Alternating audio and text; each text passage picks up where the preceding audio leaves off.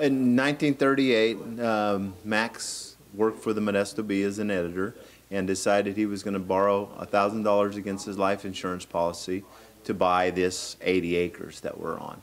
And on this 80 acres was the house, the garage, and land.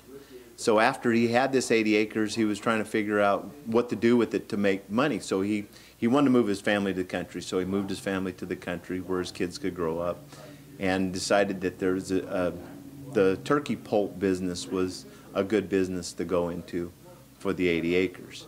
So after working on weekends, he built the first poultry house for $300, and that's the poultry house on site today.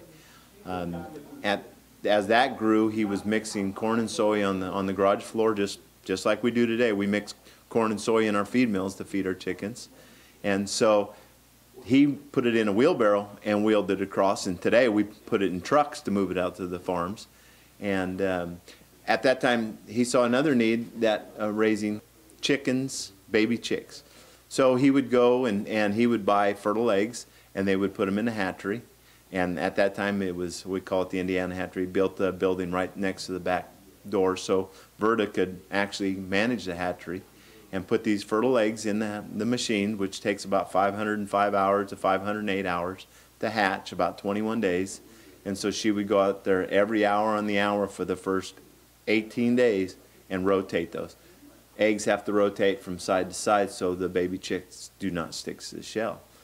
And so then they would take the baby chicks and raise them or sell them to the feed stores or sell them to producers. At that time were small producers, and they would grow 200-300 birds at a time for consumption. The admin building, administration building, we call it, is Max on the back porch. He did everything by a handshake. There was no contracts, no written. Everything was by a handshake, and honor was the big thing. Verda wanted a building that she could do her book work and pass out checks on Friday. That's why the little building by the second truck shop is, and it has a window that she could raise up and pass out checks on Friday.